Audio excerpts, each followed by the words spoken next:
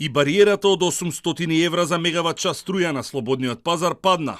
Денеска во пикот на потрошувачката, односно во попладневните и вечерните часови, на унгарската берза Хупекс, 1 мегават час струја се продава за 803 евра, што е за дури 43% повеќе од вчера, кога цената беше 560 евра. За само еден ден поскапувањето на струјата на слободниот пазар се движи од 34 до 43%.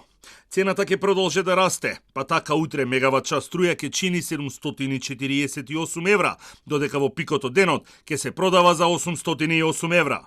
Фјучерсите, односно однапред договорените количини на струја кои ќе се купуваат во текот на наредната 2023 година, веќе се опасно блиску до сумата од 1000 евра за мегават час.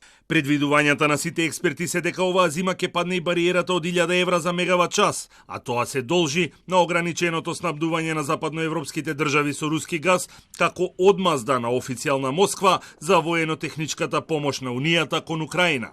Очекувањата на енергетските експерти се дека до крајот на зимата оваа состојба нема да се менува многу, освен во случај на прекин на војната во Украина и одлуката на Германија да увезува руски газ преку Северен тек 1 и 2.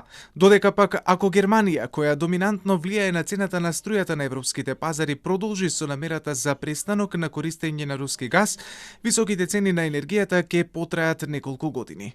Покрај електричната енергија, цената на уште еден енергенс руши рекорди и вртоглаво расте.